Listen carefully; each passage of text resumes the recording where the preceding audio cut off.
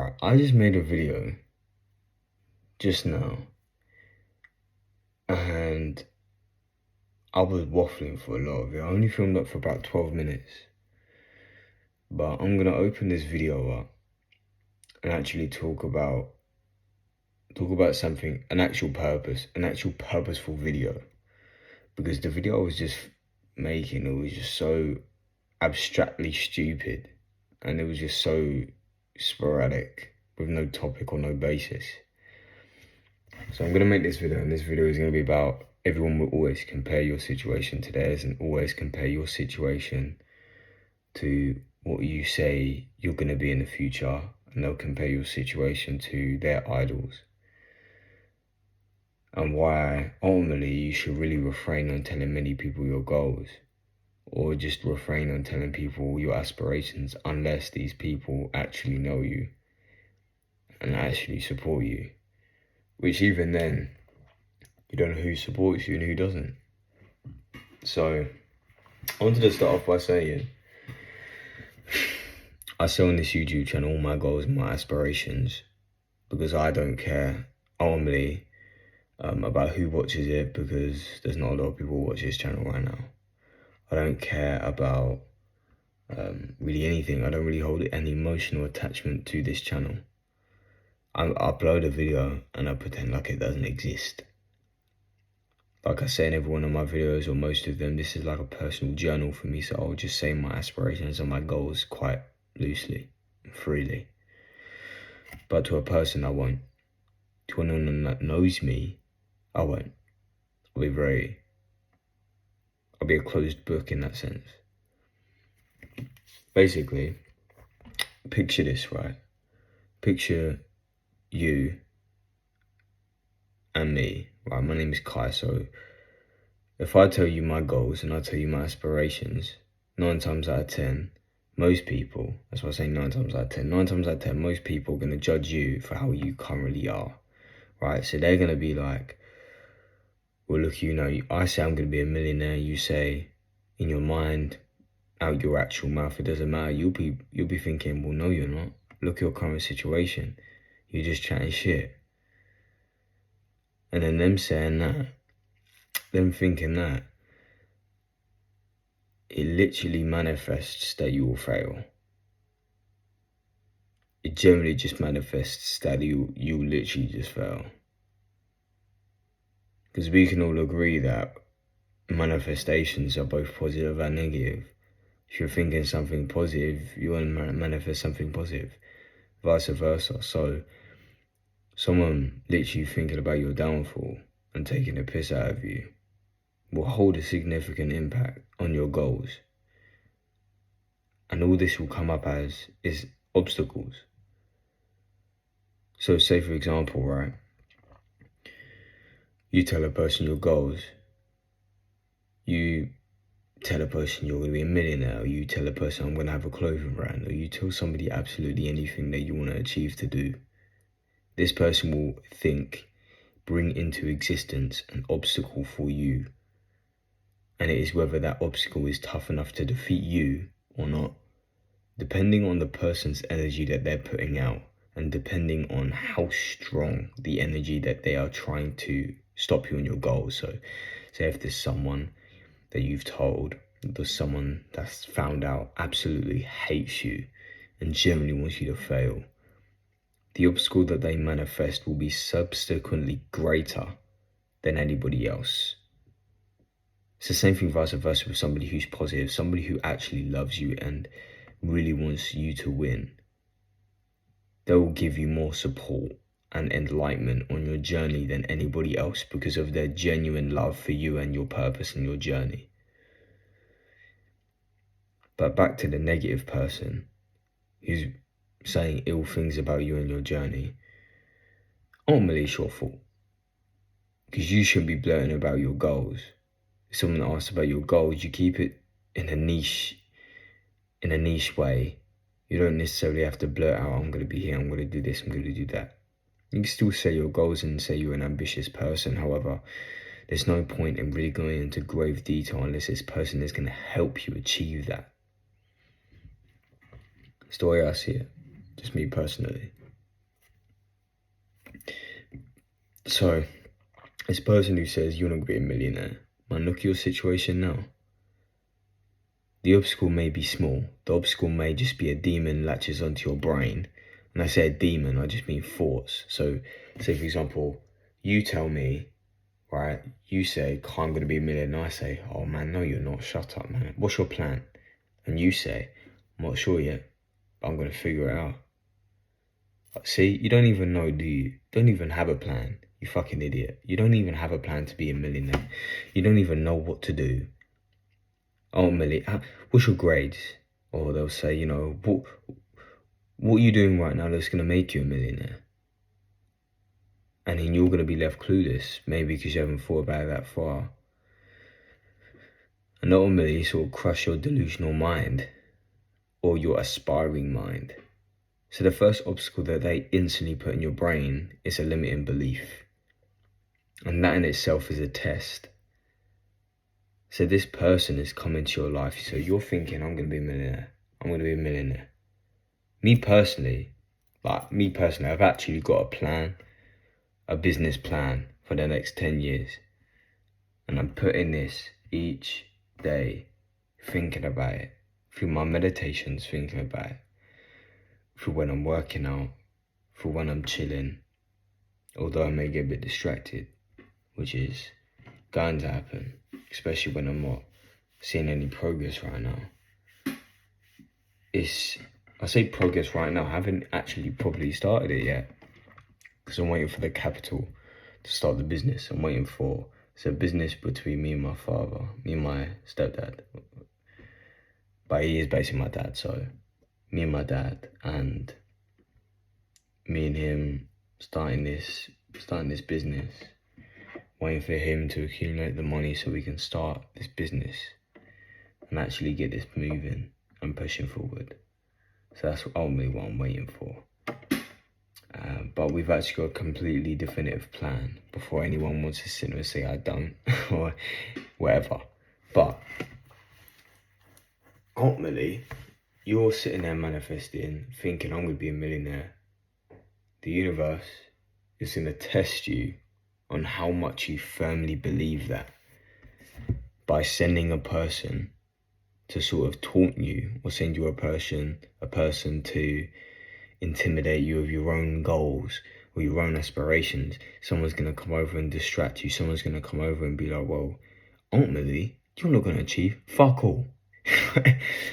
They'll just show you some shit. They'll just throw you some bullshit. And then you're going to have to either pick up the pieces and basically say, fuck you, I am. Or resort and conform and settle, which means that you didn't even desire being a millionaire great enough. So that's the first initial test. But say if this person really wants to fuck you up and fuck you over, they'll be manifesting actual obstacles.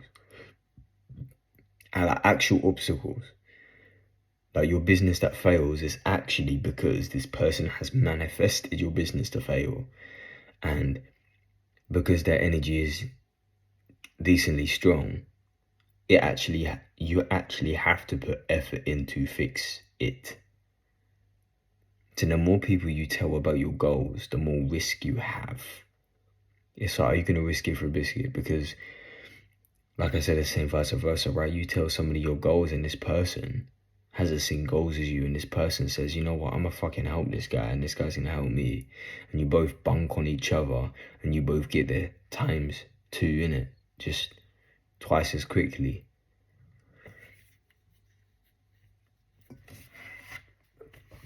So it's a risk. It's a risk whether you're going to tell this person your goals and this other person is going to try and stop you, or you're going to tell this person your goals and he's going to try and help you. To make this video somewhat informational and somewhat better, rather than me just saying that, I'm going to say a way to spot people and differentiate the two kinds of people. I'm not going to stand there and say that I'm a fully experienced person. I'm 17, turning 18 in a couple months. And I can't necessarily sit there and preach the gospel and expect you to actually resonate from what I'm saying. Maybe you have better experience in this field than me, but I can only share what I know, and maybe somewhere someone will find this useful. So take it with a pinch of salt and normally just use what you want. The reason why I'm talking quite mellow as well is because I'm tired and there's people upstairs sleeping. Because I got my friend and his girlfriend upstairs and I'm just staying in a different house. It's giving me a lot of time to reflect and actually have less distractions about just a lot of stuff. You have your own serenity in your own place, your own space. But anyway, the way to differentiate the two people, right, comes from their actions. What are their actions?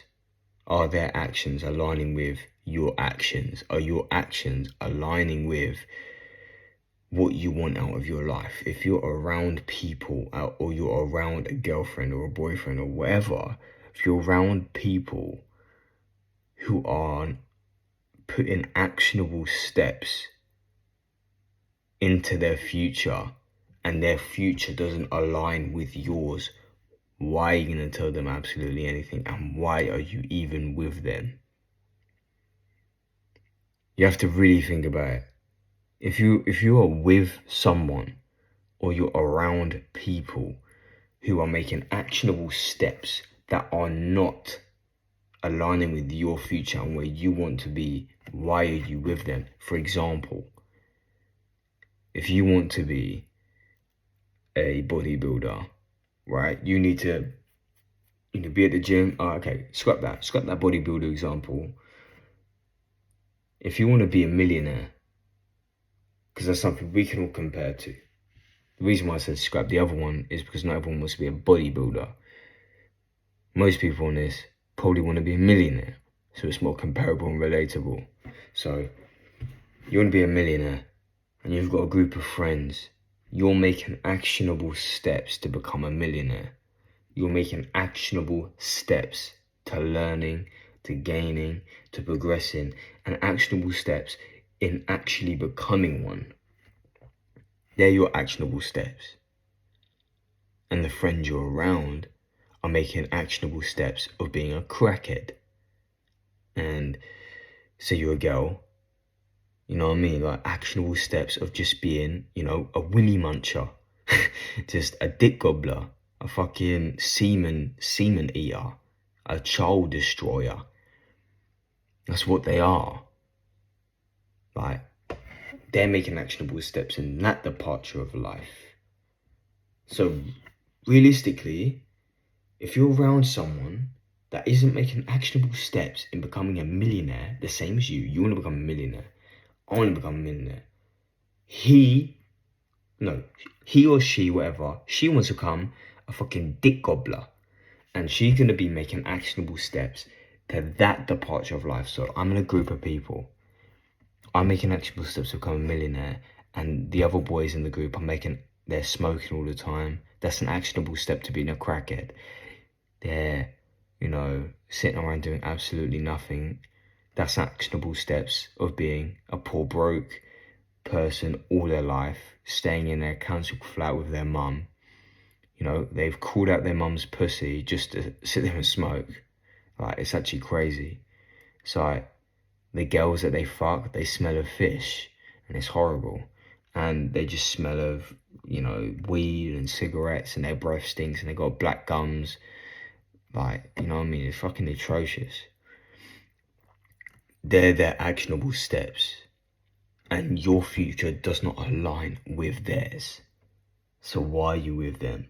That's the first of all. And obviously, when you first meet someone and they say, yo, what's your name? You say, yo, we say. You talk. And then they say, okay, so what do you aspire out of your life? You're not going to know their actionable steps the first time you meet them, right? You got to think about where you're meeting them, first of all. If you're meeting them in a gym, that's already an actionable step that they want to improve. If you want to shut the fuck up. If you're if you've met them in a place that's degenerate, first of all, why are you in that place? But second of all, that's their actionable steps too.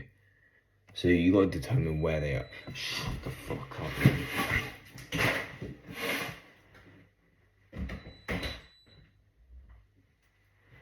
So annoying, man. So fucking annoying. Shitty dishwasher, man. Yeah, you got to just be thinking, like, try to think at least what their actionable steps are. Same if you're in a relationship. If you're in a relationship with a guy that isn't progressing and is being stagnant, and you envision your life to be with somebody who is a driven person, to be with somebody who's aspiring to be someone or something, or has status in a certain departure. And when I say status, I don't mean Chris Brown status. When I say status as a woman, I don't mean an OnlyFans model that busts out a pussy for a bit of money. You know what I mean? That's not what I mean. I mean, like, status is as simple as literally being in a workplace and being the boss in your workplace. Anybody outside the workplace doesn't know who the fuck you are.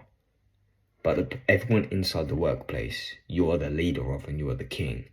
So it's like, that's status. And it's like, you don't have to have status worldwide, but you have to have status in a certain level in life. Whether that's status in your town, status over social media, status over the world, status in a small workplace. As a man, that's what only you have to have. You have to have somewhat a high level of status. It's quite easily acquired. You just got to achieve stuff, and you got to be well respected. Not a lot of men are. So if you're with a man who isn't aligning with your future or what you want your future to be, why are you with him? Obviously, vice versa, same thing. If you're with a woman who isn't aligning with your future, why are you with her? And a lot of people have a lot of like hope when it comes to certain things. Like, a lot of people have a false sense of hope sometimes, and maybe that false sense of hope is delusion. Who knows? Who knows whether that is actually hope or whether that is actually delusion, and you just don't want to believe the truth, or you're trying to prolong something. But I believe everything happens for a reason, right? So if you're with someone, it's only for a lesson. But some people hold on to this lesson and hold on to something that realistically they don't need to. For example, smoking. People hold on to smoking like it's fucking their lifeline. It's ridiculous. Like, I remember when I smoked weed for the first time, I kept doing it for a little bit. Like, never smoked weed my whole life. I smoked weed once, and in that 1 week, I smoked it 3 more times. It was crazy. It was like, never smoked it in my life. The minute I smoked it once, boom, another 3 more joints in my mouth. It's crazy. I use that as a learning period. It's like, you need to just learn. I learned what it felt like to be a crackhead. Like, I know 3 joints isn't a crackhead. Like, calm down. I know 3 joints don't make me a fucking weird crackhead who just eats joints. I know that. I know doing like heroin or something is definitely something more vividly crackheady than smoking 3 joints in a week. People do that in a day. I know, right? But it gives you more perspective. I learned a lesson. I personally learned a lesson smoking them joints. I learned why people do it. I learned obviously how you do it, because I never knew before.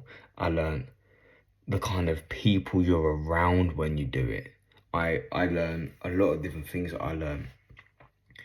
People say it benefits you, makes you more creative. It's bullshit.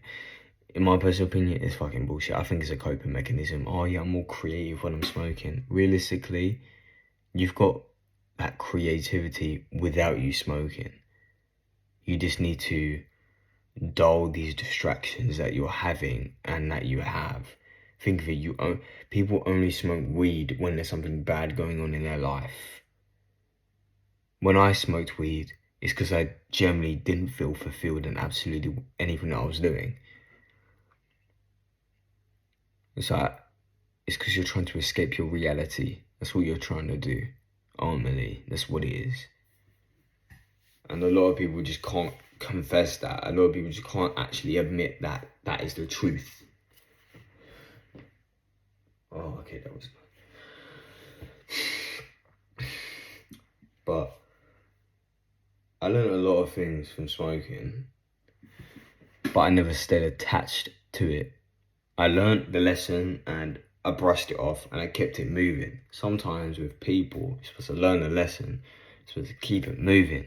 But a lot of people don't like that. They want to hold on to it. And they think that that lesson was supposed to be, fucking marriage or, I don't know, a lifetime addiction to drugs. You know what I'm saying? It's just so stupid. But ultimately, to differentiate the two types of people,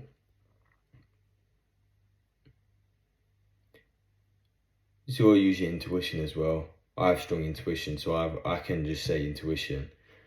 But I say that quite loosely for people who don't really hold any significant spiritual power.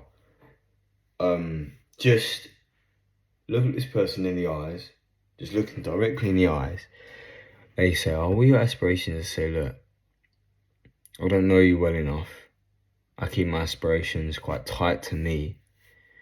And ultimately, I don't want to share my aspirations with somebody who isn't going to excel me to grow.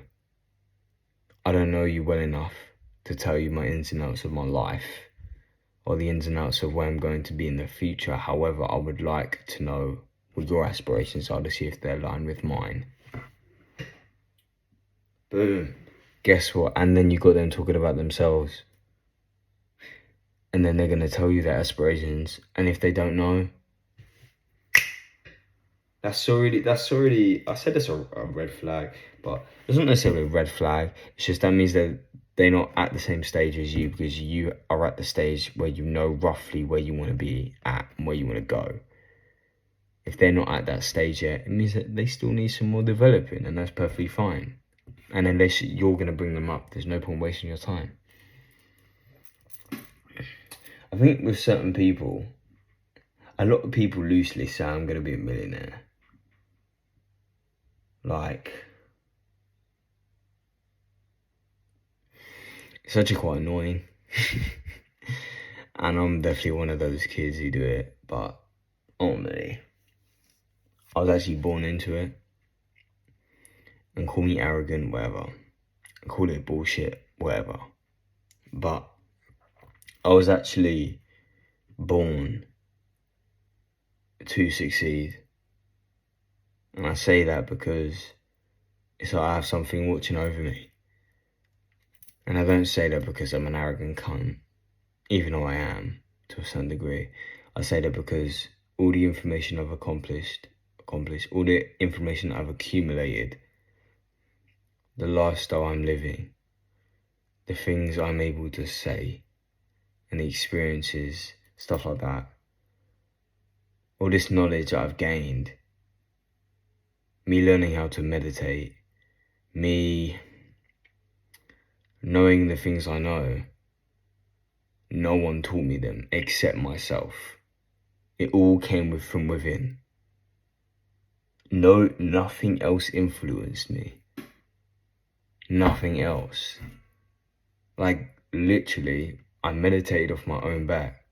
I stopped wanking off my own back. I was doing like semen retention. Yeah, I had influences like fucking YouTube videos and stuff, but no one was actually supporting me doing it. No one. I never had a friend, a brother, a dad, nothing. No one sat me down and was like, do this. Like, no one did that. I did it all on my own back. And ultimately, the reason why I say that I'm born for it is because I'm into a lot of angel numbers and synchronicities. And obviously nothing's a coincidence. A lot of things are either a lesson, opportunity, just everything in between. It doesn't matter. I really don't need to get into that shit. But so everything's meant to be. Everything is going to be divinely placed.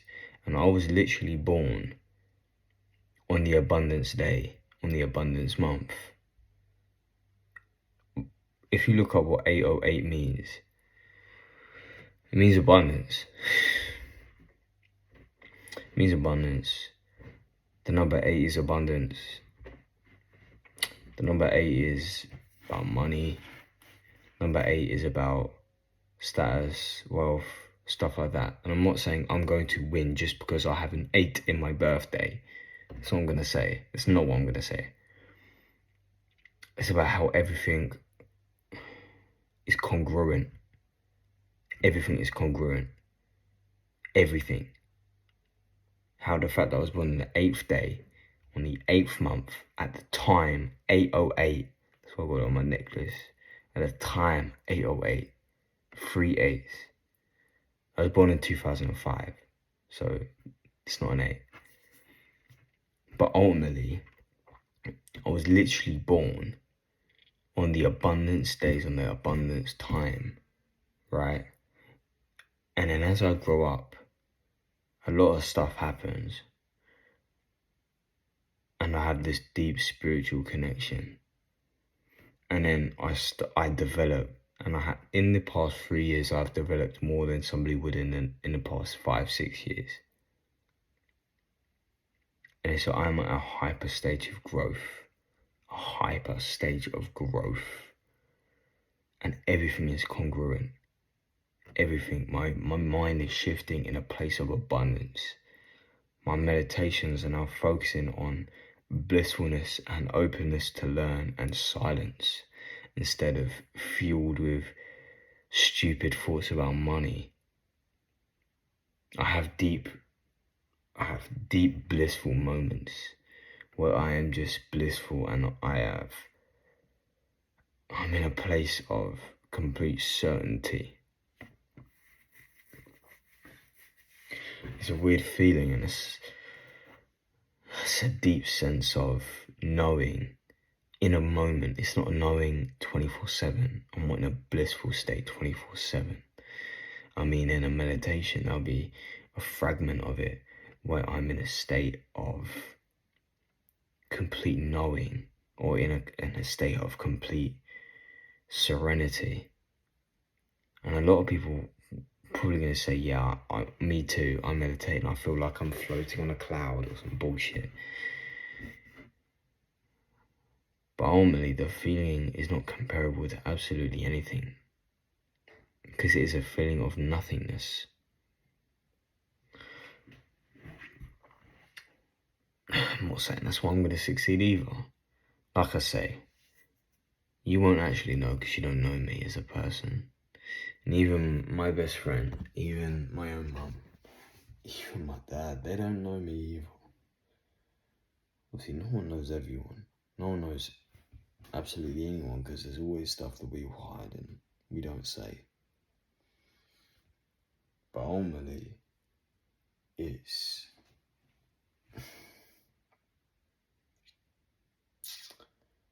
not something I can actually explain on camera, but it's something you'll be able to see through my trajectory, my actions, and my steps for our life. And these videos will be a token of sentimental value in the future. They will hold a significant impact. And yes, I do believe that these videos will be my downfall. I generally do believe that these videos that I'm making will be used against me. I generally believe that. I generally feel like that these videos and the things I say, I have to be careful, because there is people and there will be things that are going to monitor these videos. But I also know that these videos will help loads of people. And I have a deep sense of responsibility and purpose to be raw and to be unapologetic for who I truly am. So normally these videos that I make,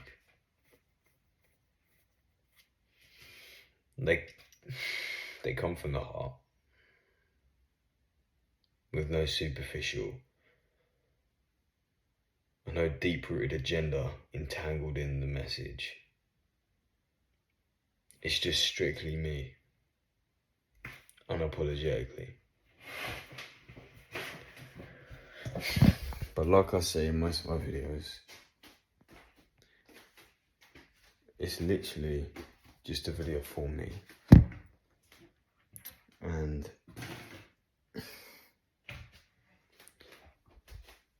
it's just like a journal for me. These videos are like a journal.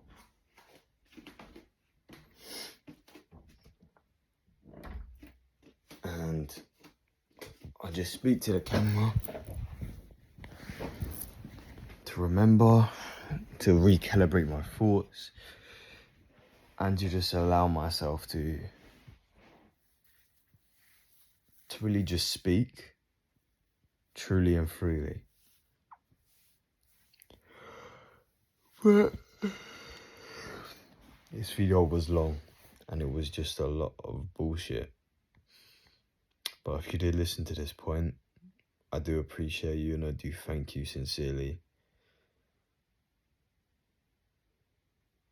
And you will see where my life turns.